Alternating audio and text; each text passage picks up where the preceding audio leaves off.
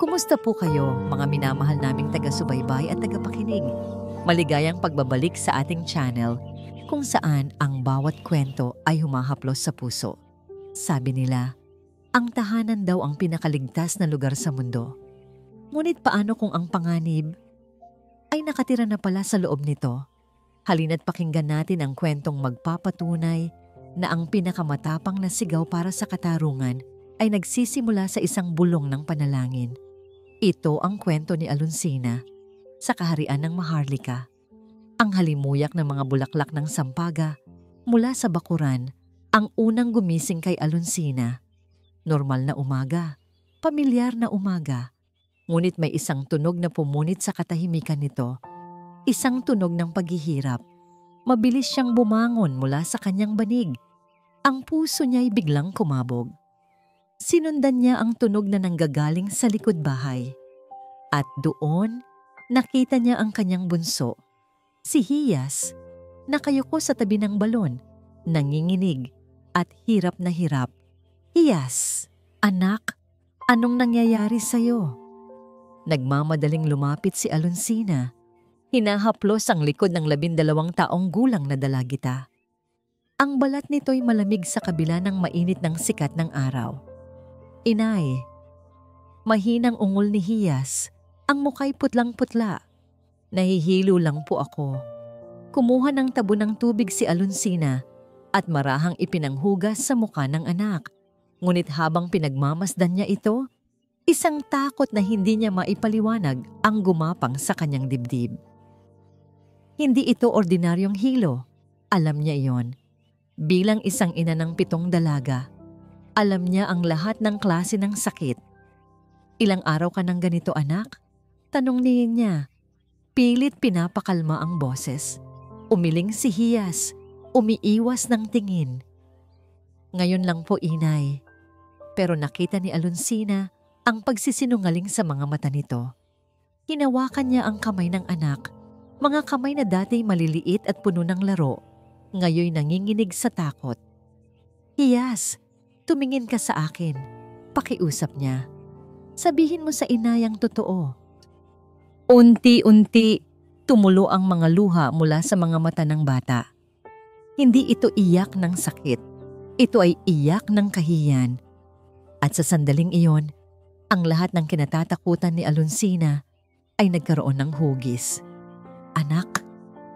Halos pabulong na tanong niya. Ang bawat salita ay parang bubog sa kanyang lalamunan. Huwag mong sabihin. Hindi na niya natapos ang sasabihin. Tumango si Hiyas. Ang mga hikbi nito'y hindi na mapigilan. Napahawak si Alonsina sa kanyang dibdib. Pakiramdam niya'y hindi siya makahinga. Ang kanyang munting Hiyas. Ang kanyang pinakamahal na Hiyas. Sino? Mariing tanong ni Alonsina. Ang pag-aalalay na palitan ng namumuong galit. Sino ang gumawa nito sa'yo? Sabihin mo sa akin, anak. Umiling si Hiyas. Lalong humigpit ang yakap sa sarili. Hindi ko po alam, inay. Wala po akong maalala. Basta isang gabi. Pagkatapos kong uminom ng tsaa na bigay ni Tito Dagsin para daw makatulog ako ng mahimbing. Paggising ko po, masakit na ang katawan ko.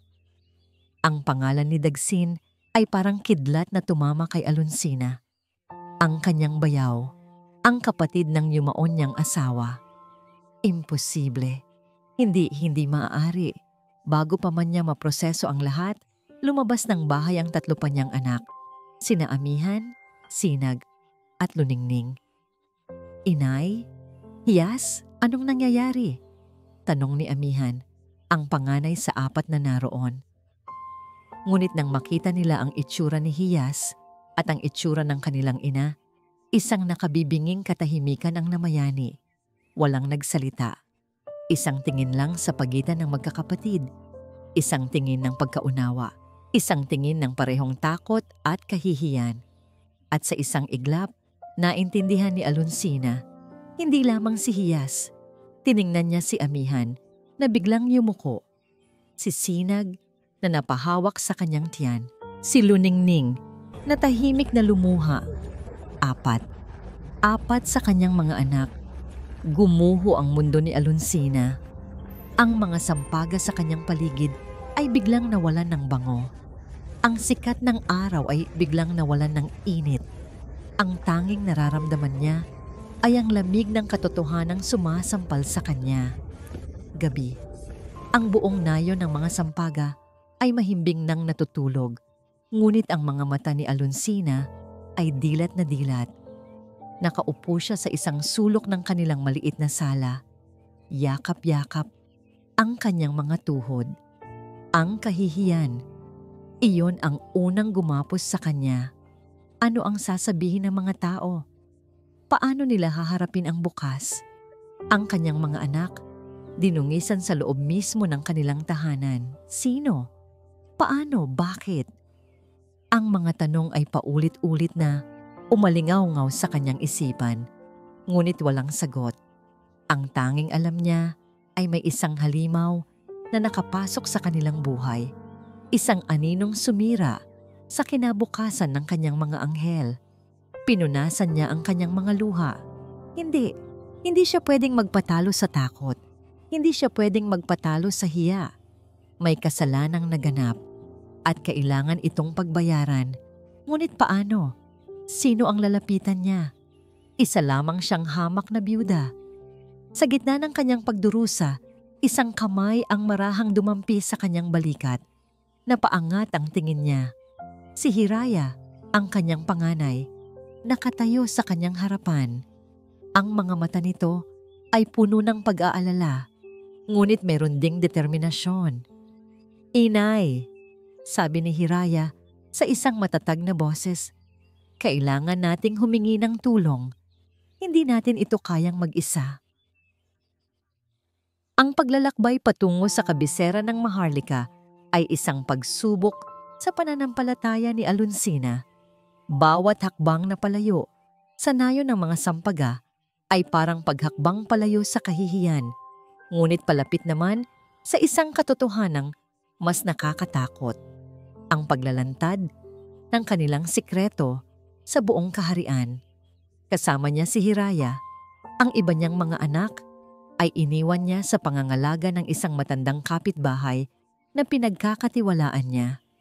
Habang naglalakad, nakayuko si Alonsina. Pilit itinatago ang muka sa ilalim ng kanyang balabal.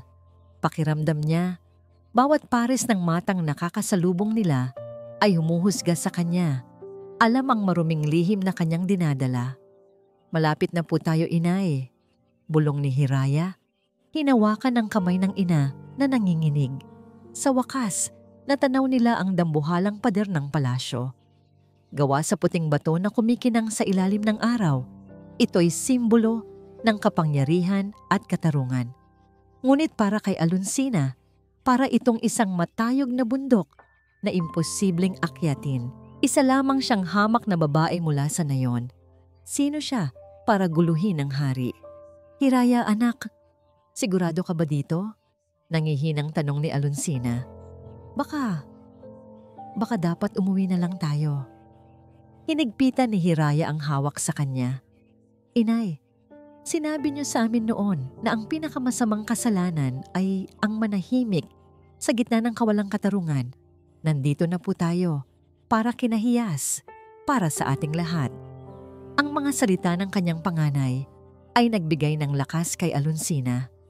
Huminga siya ng malalim at naglakad sila patungo sa tarangkahan. Hinarang sila ng mga gwardiya. "Ano ang inyong pakay?" tanong ng isa. Ang boses ay matigas at walang emosyon. "Nais ko sanang makausap ang mahal na hari," sagot ni Alonsina. Ang boses ay nanginginig. "Mayroon akong mahalagang sasabihin." Nagtawanan ang mga gwardiya. "Marami ang gustong makausap ang hari. Pumila ka." Ngunit bago pa man sila maitaboy, isang mahinahong boses ang pumagitna. "Hayaan ninyo siyang magsalita." Lumingon sila. Nakatayo roon ang isang matandang lalaki na may mahabang puting balbas at mga matang puno ng karunungan. Siya si Ginhawa, ang pinagkakatiwalaang tagapayo ng hari. Tinitigan ni Ginhawa si Alonsina at sa mga mata nito, hindi paghusga ang nakita niya. kundi pag-unawa. Sumunod ka sa akin, Ginang, sabi ni Ginhawa. Dinala sila sa isang maliit at pribadong silid, malayo sa ingay ng bulwagan. Maya-maya pa, bumukas ang pinto at pumasok ang isang lalaking may tindig na kahanga-hanga. Ang kanyang kasuotan ay simple ngunit may dignidad. Ang kanyang mukha ay mabait, ngunit ang kanyang mga mata ay may taglay na bigat ng isang kaharian. Siya si Hari Luntian. Yumuko ng husto sina Alonsina at Hiraya. Tumayo kayo, sabi ng hari sa malumanay na boses. Sinabi sa akin ni Ginhawa na meron kang mahalagang bagay na nais iparating. Ano yon? Sa harap ng pinakamakapangyarihang tao sa Maharlika, bumalik ang lahat ng takot at hiya ni Alonsina. Napaluhod siya. Hindi na napigilan ang pag-agos ng kanyang mga luha. Mahal na hari, nagsimula siyang magsalita. Ang bawat salita ay basag at puno ng sakit. Patawarin niyo po ang aking pangangahas, ngunit wala na po akong ibang malalapitan. POV change, Hari Luntian. Pinagmasdan ni Hari Luntian ang babaeng umiiyak sa kanyang harapan. Sanay na siyang makakita ng mga taong humihingi ng tulong para sa lupa, para sa pagkain, para sa alitan ng pamilya. Ngunit iba ang nakikita niya ngayon. Ito ay isang pighati na nanggagaling sa kaibuturan ng kaluluwa. Magsalita ka, huwag kang matakot. Sabi niya, umupo sa isang silya para maging kapantay nito. At nagsalita nga si Alonsina. Ikinuwento niya ang lahat. Ang paggising ni Hiyas, ang pag-amin ng iba pa niyang mga anak, ang kahihiyang bumabalot sa kanilang pamilya, at ang katotohanang hindi nila alam kung sino ang salarin. Habang nakikinig, unti-unting nagbago ang anyo sa mukha ni Hari Luntian. Ang kabaitan sa kanyang mga mata ay napalitan ng isang malamig at matigas na kislap. Ang kanyang mga kamay ay ikinuyom niya sa ibabaw ng kanyang mga tuhod. Hindi ito isang simpleng alitan. Ito ay isang karumal-dumal na krimen. Isang kasamaang gumagapang sa kanyang nasasakupan na hindi niya namamalayan. Ang kanyang kaharian, ang Maharlika na ipinangalan sa diwa ng kalayaan at dangal, ay nabahiran ng ganitong kadiliman. Nang matapos magsalita si Alonsina, isang mabigat na katahimikan ang bumalot sa silid. Tumayo si Hari Luntian. Lumakad siya patungo sa bintana. Nakatanaw sa kanyang maunlad na kaharian. Ngunit ang nakikita niya ngayon ay hindi ang ganda nito, kundi ang aninong nagtatago sa mga sulok nito. Humarap siyang muli kay Alonsina na nakaluhod pa rin at umiiyak. Ginang, sabi niya, ang kanyang boses ngayon ay hindi na malumanay, kundi puno ng bigat at kapangyarihan. Tumayo ka. Tinulungan niya itong tumayo. Hinawakan niya ito sa balikat at tinitigan ng diretso sa mga mata. Ang problema mo, mariing deklara ng hari, simula sa araw na ito ay problema ko na rin. Ang kahihiyan mo ay kahihiyan ko. At ang katarungang hinahanap mo para sa iyong mga anak ay katarungang ibibigay ko para sa buong Maharlika. Isang pangakong binitiwan, hindi lang bilang isang hari, kundi bilang isang ama. Pagkaalis ni Alonsina at Hiraya na may panibagong pag-asa sa kanilang mga puso, tinawag ng hari si Ginhawa. Ang mukha ng hari ay seryoso. Ang kanyang mga mata ay nag-aapoy. Ginhawa, utos niya, ang bawat salita ay may bigat ng isang hatol. Mayroon tayong isang demonyong kailangang hulihin. Ang pag-uwi ni Alonsina at Hiraya sa nayo ng mga sampaga ay may dalang kakaibang hangin. Nawala ang bigat ng kawalang pag-asa, napalitan ng kislap ng isang pangako. Ngunit kasabay nito, isang bagong uri ng kaba ang bumalot sa kanilang tahanan, ang kaba ng paghihintay. Habang hinihintay nila ang susunod na hakbang mula sa palasyo, sinikap nilang ibalik sa normal ang kanilang buhay. Ngunit paano magiging normal ang lahat kung ang bawat sulok ng bahay ay may paalala ng isang madilim na sikreto. Sa gitna ng lahat ng ito, isang anino ang palaging naroroon, nag-aalok ng suporta at pagmamalasakit, ang kanilang Tito Dagsin, POV Hiraya. Pinagmasdan ni Hiraya ang kanyang ina na naghahanda ng hapunan. Mula nang bumalik sila mula sa kabisera, tila gumaan ang pasanin nito. Ngunit ang mga guhit ng pag-aalala sa mukha nito ay hindi pa rin nawawala.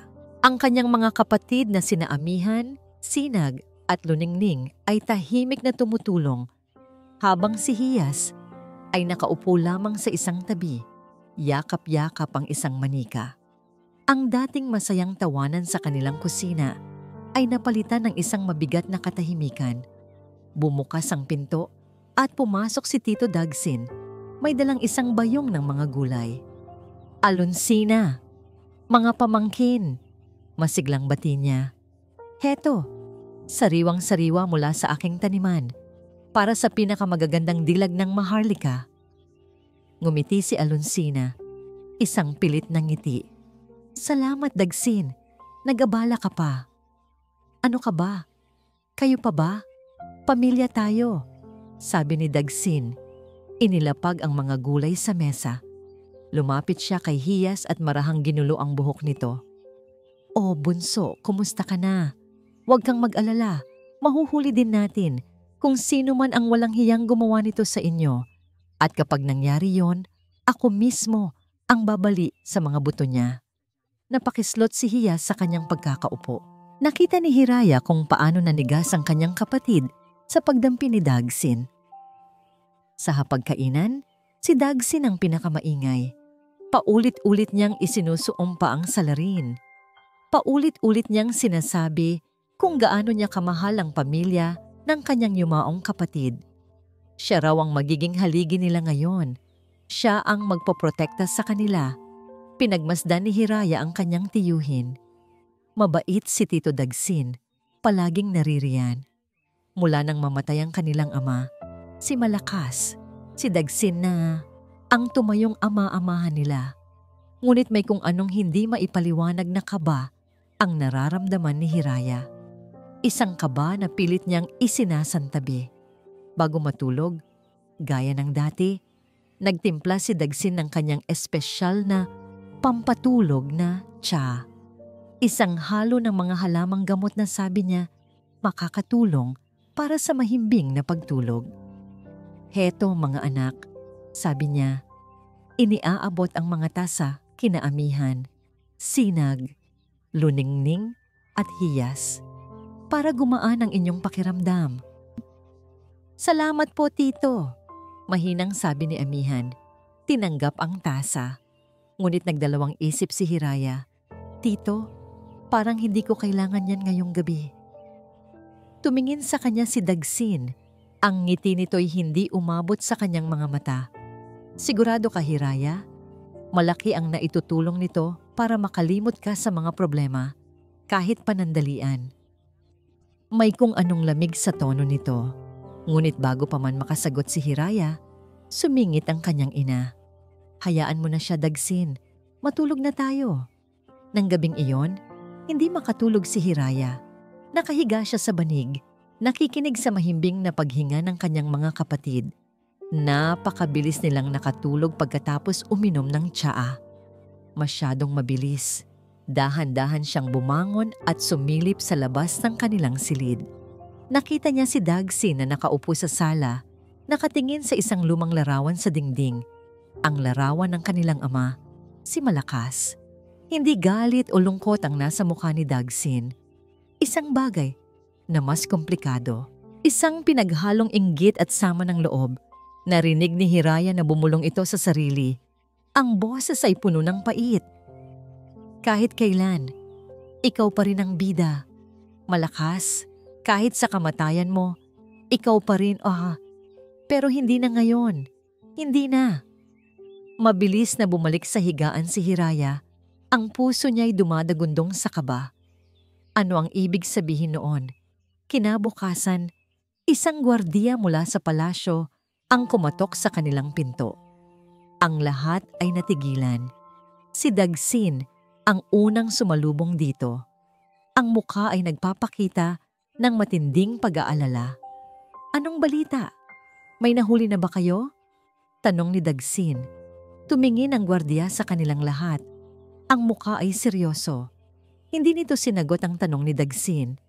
Sa halip sinabi nito, "Pinapasabi po ng mahal na hari na maghanda kayo ngayong gabi." "Maghanda para saan?" tanong ni Alonsina. "May plano na po ang hari," sagot ng gwardiya. Napatingin si Hiraya kay Dagsin. Nakatayo ito sa likuran ng kanyang ina. Ang mukha nito'y balisa. Ngunit sa isang saglit, bago nito maibalik ang maskara ng pag-aalala, may nakita si Hiraya sa mga mata nito. Hindi takot, hindi galit, kundi isang kislap ng pananabik at pagkaalam na para bang alam na nito kung ano ang mangyayari. At sa sandaling iyon, ang maliit na pagdududa sa puso ni Hiraya ay nagsimulang lumaki, nagiging isang dambuhalang halimaw ng katotohanan.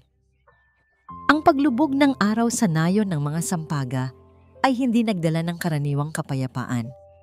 Sa halip, isang mabigat at nakakabiminging tensyon ang bumalot sa buong paligid. Ang mga bulong-bulungan ay mabilis na kumalat na parang apoy sa tuyong damo. May gagawing kakaiba ang hari sa tahanan ng biyudang si Alonsina. POV, ginhawa. Nakatayo si Ginhawa sa di kalayuan sa ilalim ng isang malaking puno ng akasya. Pinagmamasdan ang bahay ni Alonsina. Kasama niya ang kapitan ng mga gwardiya ng hari at ilang piling kawal. Lahat ay nakadamit sibilyan upang hindi makatawag ng pansin. "Sigurado po ba kayo rito, tagapayo?" tanong ng kapitan. Ang boses ay puno ng pagdududa. "Isang kambing? Paano makakatulong ang isang kambing sa paghuli sa salarin?" Ngumiti si Ginhawa, isang ngiting puno ng karunungan. Hindi ang kambing ang huhuli sa kanya, kapitan, kundi ang sarili niyang takot at pamahiin. Humarap si Ginhawa sa kapitan at ipinaliwanag ang lohika sa likod ng tila kakatwang plano ni Hari Luntian. Ang salarin ay taga rito lang. Malamang, isa siyang taong malapit sa pamilya. Isang taong nakakapasok sa kanilang bahay nang hindi pinaghihinalaan.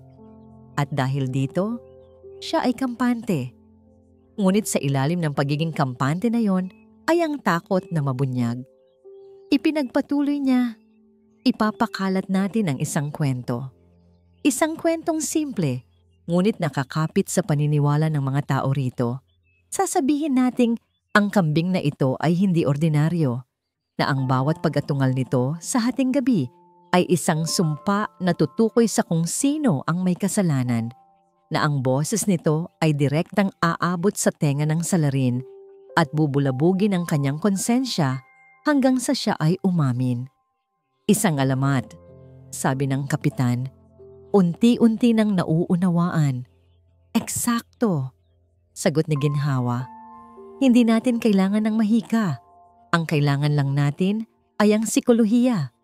Ang isang taong may malinis na budhi ay hindi maniniwala sa ganitong kwento. Matutulog lang siya ng mahimbing. Ngunit ang isang taong may itinatagong krimen, ang bawat pag-atungal ng kambing ay magiging parang dagundong ng kulog sa kanyang tainga. Ang pamahiin ay magiging katotohanan. Hindi siya mapapakali. Gagawa siya ng paraan para patahimikin ang kambing. At sa pagtatangka niyang patahimikin ito, dugtong ng kapitan, ang mga matay ng lalaki sa pagkamangha.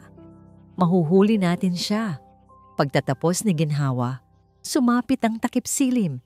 2 gwardiya ang maingat na umakyat sa bubungan ng bahay ni Alonsina. Hila-hila ang isang kambing na hindi mapakali. Mahigpit nila itong itinali sa isang poste malapit sa chimney.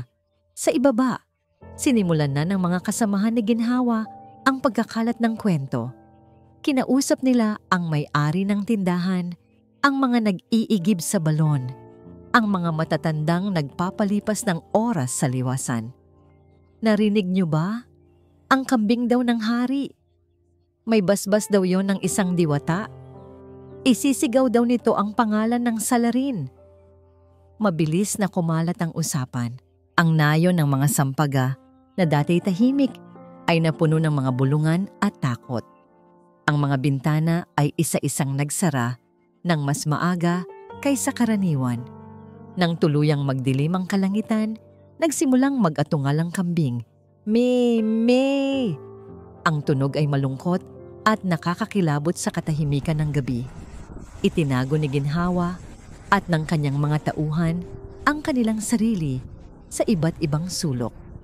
Sa likod ng mga puno, sa madidilim na eskinita, sa ilalim ng mga anino, ang lahat ay nakatutok sa iisang lugar, ang bubungan ng bahay ni Alonsina. Ang paghihintay ay isang pagsubok sa pasensya. Lumipas ang 1 oras, 2. Ang tanging maririnig ay ang huni ng mga kuliglig at ang walang tigil na pag-atungal ng kambing. Nagsimula ng mainip ang kapitan. Baka naman po nagkamali tayo ng akala, tagapayo. Baka hindi na siya magpapakita. Itinaas ni Ginhawa ang isang kamay, hudyat na manahimik. Ang isang mangangaso ay hindi naiinip, bulong niya. Naghihintay siya sa perpektong sandali. At pagkatapos ng isa pang mahabang paghihintay, sa wakas, may gumalaw. Isang anino, isang figurang nakabalabal, maingat na gumagapang sa dilim. Hindi ito dumaan sa harap ng bahay, kundi sa likuran, kung saan mas madilim at mas kaunti ang mga mata. Dahan-dahan itong umakyat sa bakod. Ang bawat galaw ay kalkulado. Naging alerto ang lahat ng gwardiya. Ang kanilang mga kamay ay marahang dumapo sa hawakan ng kanilang mga espada. Naghihintay ng hudyat. Ang anino ay umakyat sa pader ng bahay, gamit ang mga nakausling bato bilang suporta.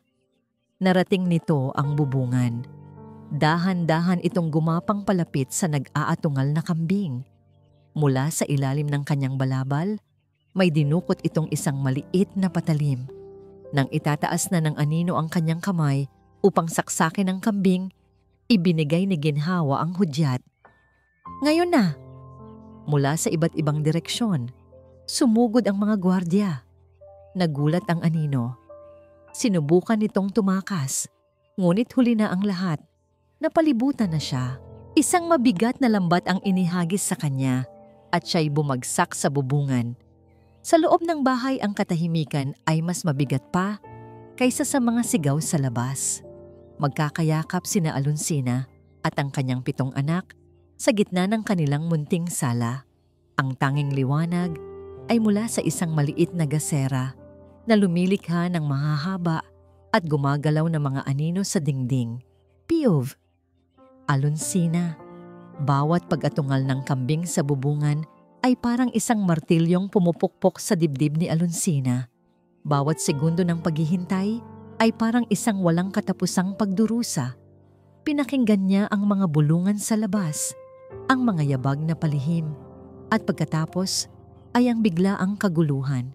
May sumigaw, may mga nagtatakbuhan, may tunog ng isang bagay na bumagsak, at pagkatapos, katahimikan.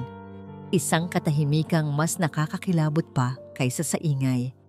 Napahigpit ang yakap ni Hiraya sa kanya. Inay, ano yon? Huwag kayong bibitaw. Pabulong na sagot ni Alonsina. Pilit na itinatago ang panginginig ng kanyang boses. Ipinikit niya ang kanyang mga mata. Nagdarasal. Panginoon ko, tapusin niyo na po ito. Kahit ano pa man ang kahinatnan, ilang sandali pa, may kumatok ng malakas sa kanilang pinto. Isang katok na may awtoridad at hindi naghihintay ng sagot. Napatayo ang lahat.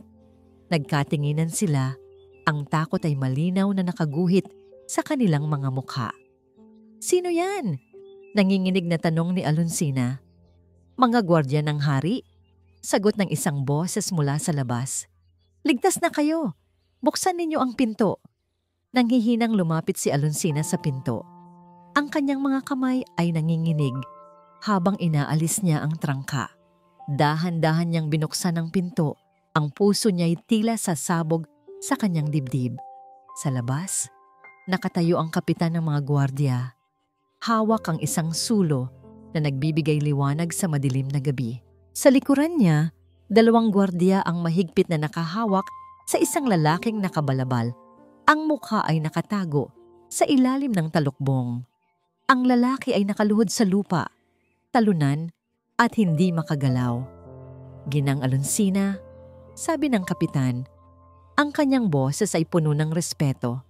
Tapos na ang paghihintay. Nahuli na namin ang salarin. Hindi makapagsalita si Alonsina. Nakatitig lang siya sa figurang nakaluhod. Iyon na ba? Iyon na ba ang halimaw na sumira sa buhay ng kanyang mga anak? Isang bahagi niya ay gustong sumugod at saktan ito. Ngunit ang mas malaking bahagi niya ay gusto lang malaman kung sino. Sino ang may ganitong klaseng kasamaan sa puso? Sino siya? Tanong ni Hiraya mula sa likuran niya. Ang boses ay matapang. Tumingin ang kapitan sa nakaluhod na lalaki. Sa isang mabilis na galaw, hinila niya pababa ang talukbong nito. Ang liwanag mula sa sulo ay tumama sa mukha ng salarin. At sa sandaling iyon, huminto ang pag-ikot ng mundo ni Alonsina. Hindi isang estranghero, hindi isang magnanakaw, hindi isang kaaway na hindi niya kilala. Ang mukhang tumambad sa kanila ay isang mukhang pamilyar, isang mukhang araw-araw nilang nakakasama sa hapagkainan, isang mukhang nag-aalok ng tulong, nagbibigay ng payo at nangangako ng proteksyon. Si Dagsin, ang kanyang bayaw, ang kanilang tiyuhin, isang kolektibong hininga ng pagkabigla ang kumawala mula sa mag-iina.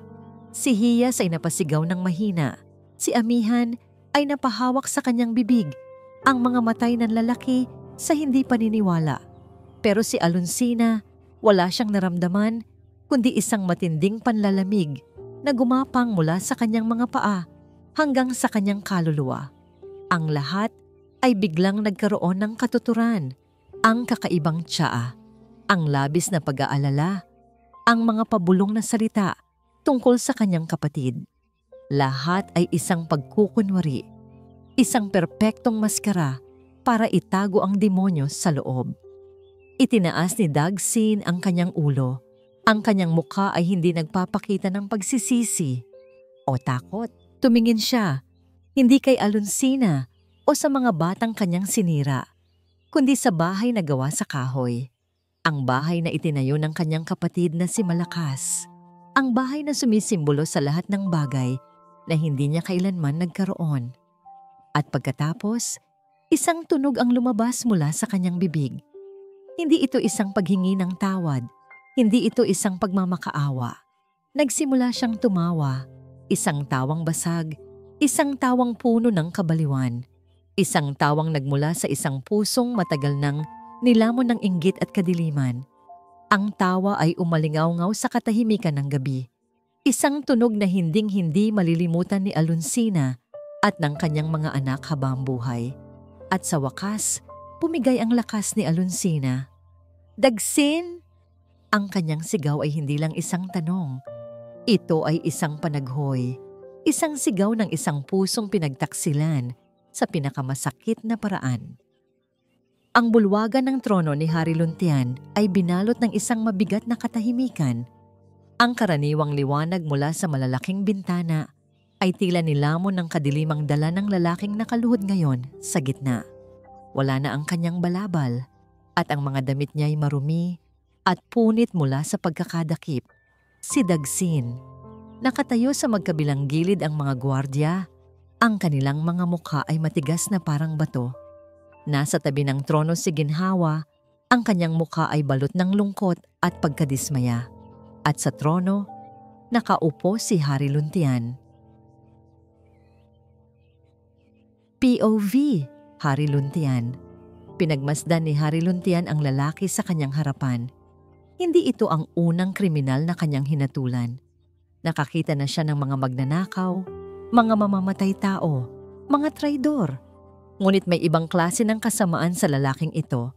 Isang kasamaang hindi ipinanganak mula sa pangangailangan o biglaang silakbo ng damdamin, kundi isang kasamaang inalagaan at pinalaki sa loob ng maraming taon na parang isang makamandag na halaman.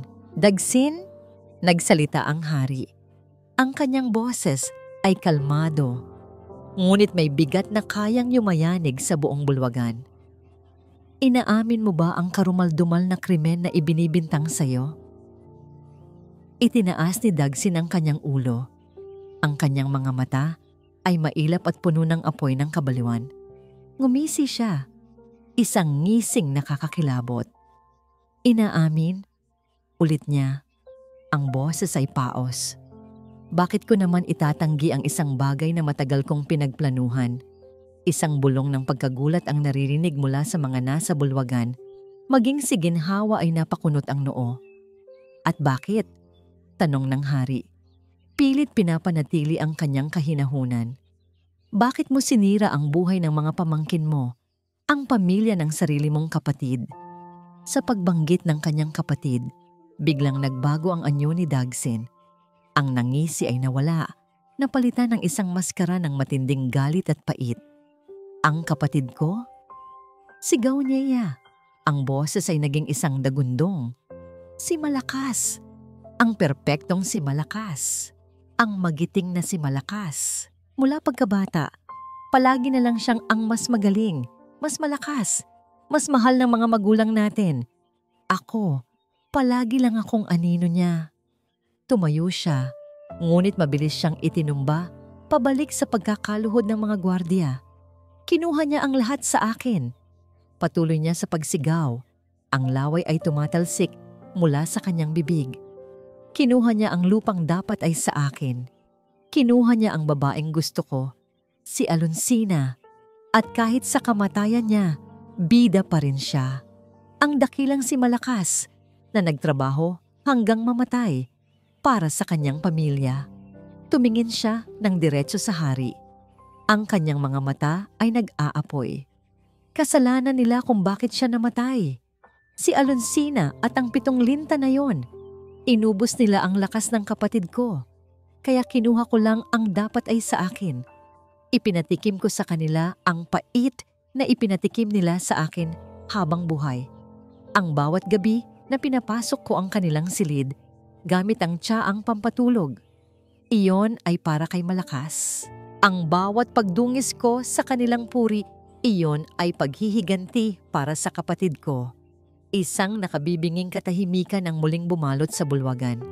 Ang bawat salitang binitiwan ni Dagsin ay parang lason na kumalat sa hangin. Isang baluktot na luhika na tanging isang siraulong isip lamang ang kayang buuin. Hindi ito pagsisisi, ito ay pagmamalaki. Hindi na kinaya ni Hari Luntian. Ang kahinahunan sa kanyang mukha ay naglaho. Sa isang iglap, bumaba siya mula sa kanyang trono. Lumakad siya palapit kay Dagsin hanggang sa halos magkadikit na ang kanilang mga mukha. Ang boses ng hari, nang siya'y muling magsalita, ay hindi na isang utos. Ito ay isang bulong. Isang bulong na mas malamig pa kaysa sa kamatayan. Ginamit mo ang pangalan ng iyong kapatid para bigyang katwiran ang iyong kabuktutan. Bulong ng hari. Dinungisan mo ang kanyang alaala. Dinungisan mo ang kahulugan ng pamilya. At sa ginawa mo, hindi ka lang isang kriminal, isa kang salot. Tumayo ng tuwid ang hari at humarap sa kanyang mga gwardiya. Ang kanyang mukha ay isang perpektong larawan ng banal na galit. Ang krimen na ito ay hindi nangangailangan ng mahabang paglilitis, deklara niya. Ang kanyang boses ay muling umalingaw-ngaw sa buong bulwagan. Ang hatol ay malinaw. Para sa kasamaang iyong ginawa sa mga inosente, para sa paglapastangan sa iyong sariling dugo, ang parusa ay kamatayan. Walang reaksyon si Dagsin. Ngumiti lang siya na para bang iyon mismo ang hinihintay niya. Ngunit hindi pa tapos ang hari. Ngunit hindi isang mabilis na kamatayan. Dugtong niya, ang bawat salita ay mabigat at may diin. Hindi ka bibitayin sa plaza kung saan ka pa maaaring maging isang palabas. Dadalhin ka sa pinakamadilim na Bartolina. At doon, sa ilalim ng lupa, doon ka haharap sa iyong katapusan, mag-isa, sa parehong kadiliman na ibinigay mo sa iyong mga biktima. Ngayon din, Sa utos ng hari, kinaladkad ng mga gwardiya si Dagsin palabas ng bulwagan. Ang kanyang baliw na tawa ay unti-unting humina hanggang sa tuluyan ng naglaho. Naiwan si Hari Luntian na nakatayo sa gitna. Ang kanyang paghinga ay malalim. Ang katarungan ay naibigay na. Ngunit bakit pakiramdam niya ay hindi pa tapos ang lahat? Lumapit si ginhawa sa kanya. Isang mabigat na desisyon, mahal na hari. Tumingin ang hari sa kanyang tagapayo. Ang galit sa kanyang mga mata ay napalitan ng isang malalim na lungkot. Hindi ginhawa. Ang desisyon ay madali. Humarap siya sa bintana. Muling tinanaw ang kanyang kaharian. Ang pagpaparusa ay simula pa lamang. Ang tunay na katarungan ay ang paghilom.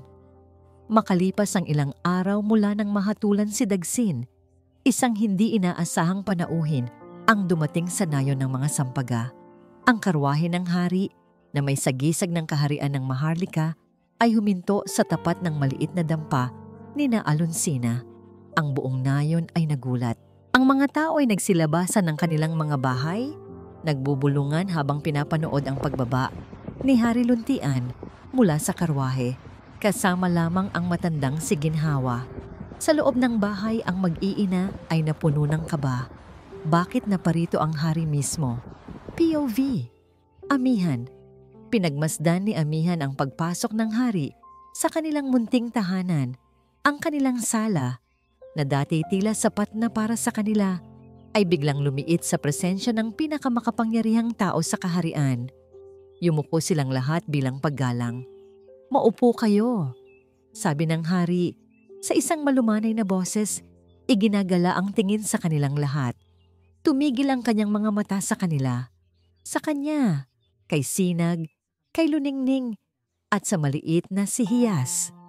Nakita ni Amihan ang awa at lungkot sa mga mata ng hari. At sa unang pagkakataon, naramdaman niyang hindi lang sila isang kaso na kailangang lutasin, kundi mga taong tunay na pinagmamalasakitan nito. Umupo ang hari sa isang simpleng silyang kahoy na inalok ni Alonsina. "Naparito ako," simula ng hari, "dahil alam kong ang pagpaparusa sa salarin ay hindi sapat para ibalik ang lahat sa dati.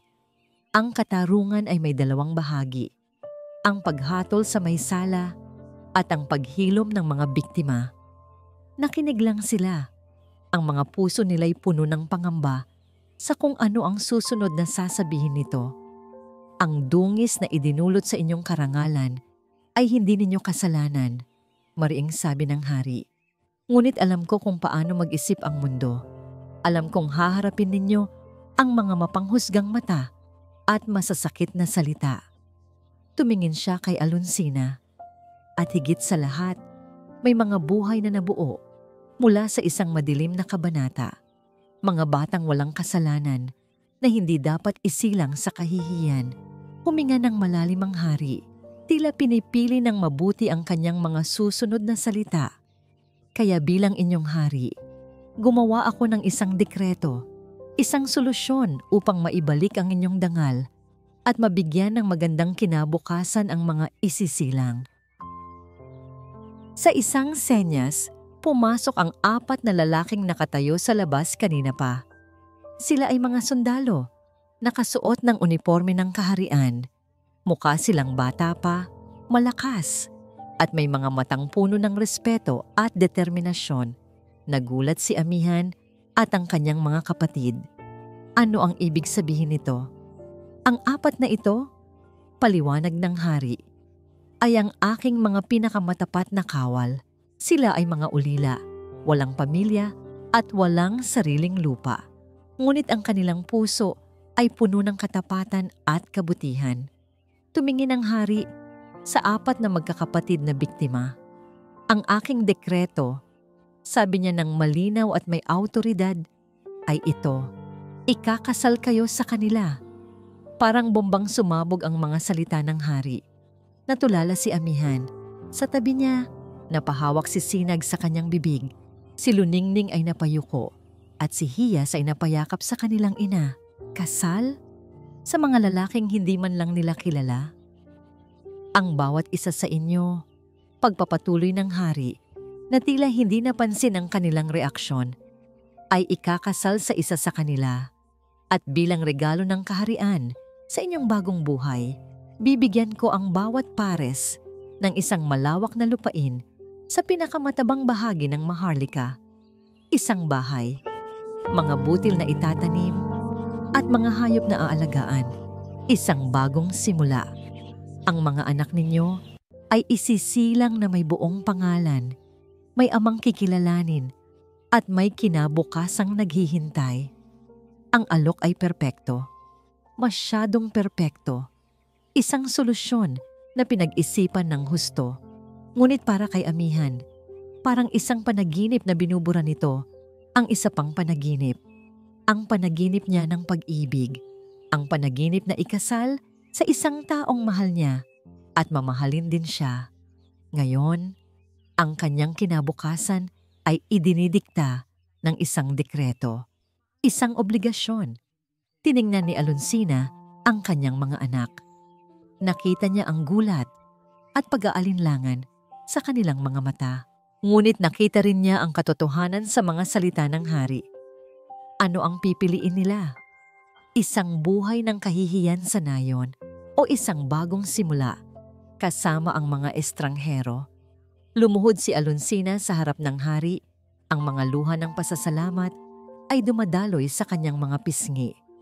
Mahal na hari, hindi po namin alam kung paano kayo pasasalamatan.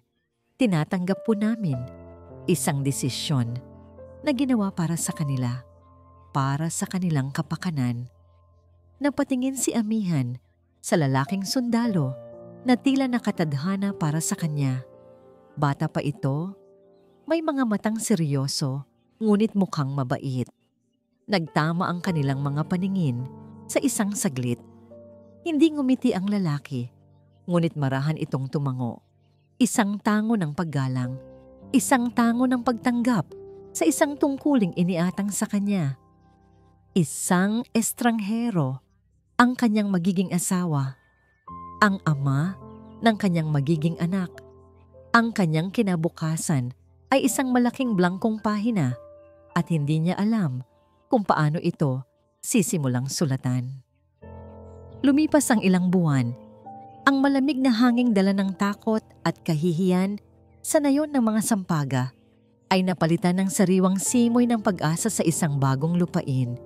Sa isang lambak na pinangalanan nilang Bukang Liwayway, 4 na bagong tahanan ang itinayo.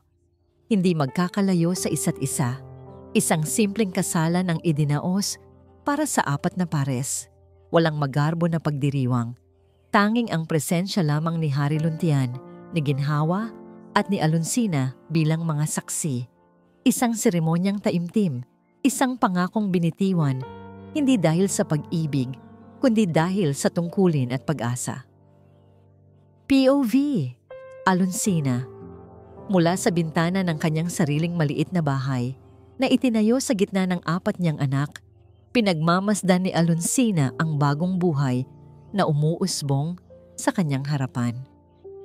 Nakikita niya si Sinag at ang asawa nitong si Bato na magkasamang nag-aararo sa bukid. Naririnig niya ang kanilang tawanan. Nakikita niya si Luningning na tinuturuan ng asawa niyang si Lakan kung paano mag-alaga ng mga manok. Nakikita niya ang bunsong si Hiyas na sa wakas ay ngumingiti na ulit habang pinapakain ang mga kuneho kasama ang kanyang batang-bata ring asawa, si Hanan. At nakikita niya si Amihan. Nakaupo ito sa ilalim ng isang puno ng mangga, nagbabasa ng isang libro. Ang asawa nitong si Isagani, isang tahimik ngunit mapagmasid na lalaki, ay lumapit dito. Walang salitang namutawi sa kanilang mga bibig. Inilapag lamang ni Isagani ang isang sariwang pitas na bulaklak ng gumamela sa tabi ng libro ni Amihan. Ngumiti si Amihan, isang maliit, nahihiyang ngiti. Tumango lang si Isagani bago bumalik sa pag-aayos ng kanilang bakod. Walang nag-uumapaw na romansa. Walang matatamis na salita. Ngunit meron dong isang bagay na mas mahalaga sa ngayon. respeto, pag-unawa, at isang dahan-dahang pagtubo ng pagmamahal na nakatanim sa lupa ng paghilom. Ang mga lalaking ito, na dati mga estranghero, ay naging mga kasama nila sa pagbangon. Hindi nila tinanong ang nakaraan. Hindi nila sinumbatan ng kasalanang hindi naman sa kanila.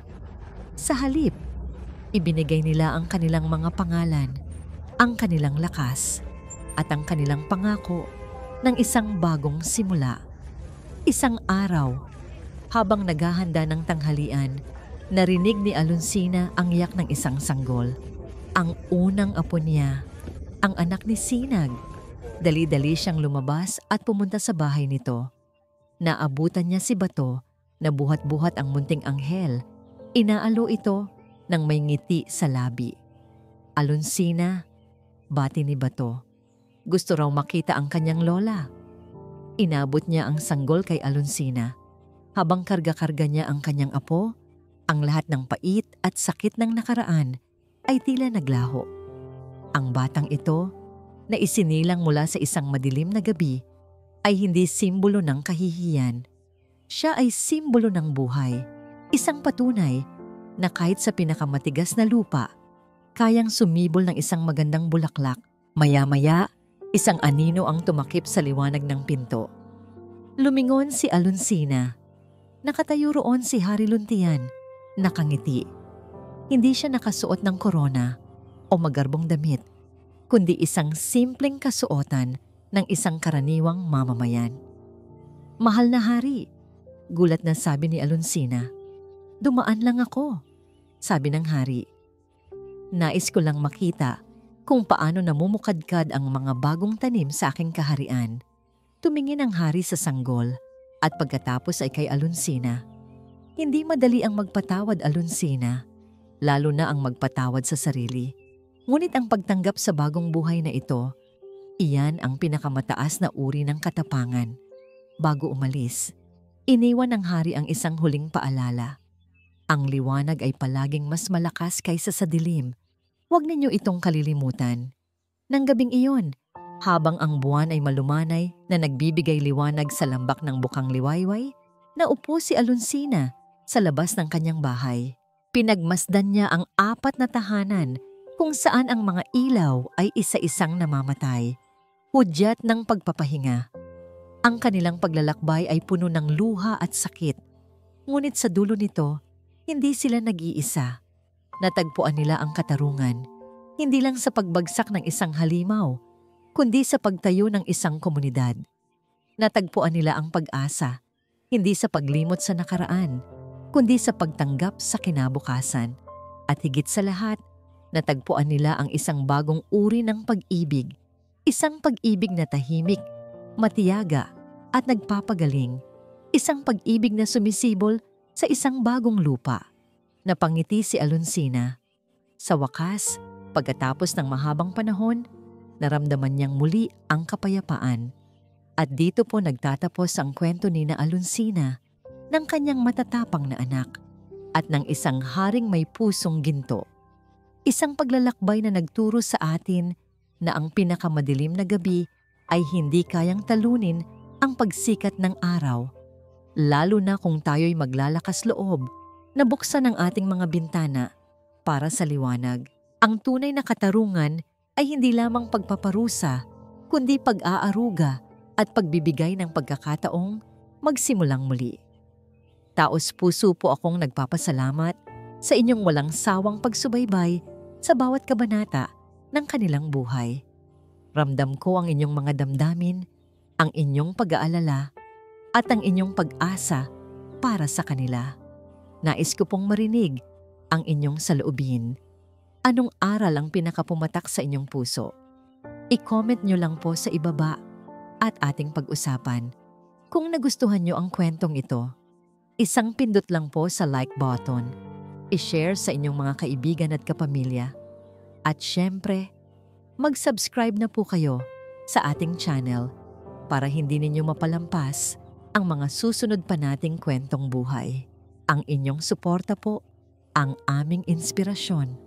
Muli, ako po ang inyong lingkod, nag-iiwan ng isang paalala. Ang bawat puso ay may sariling kwento at ang bawat kwento ay may aral na naghihintay.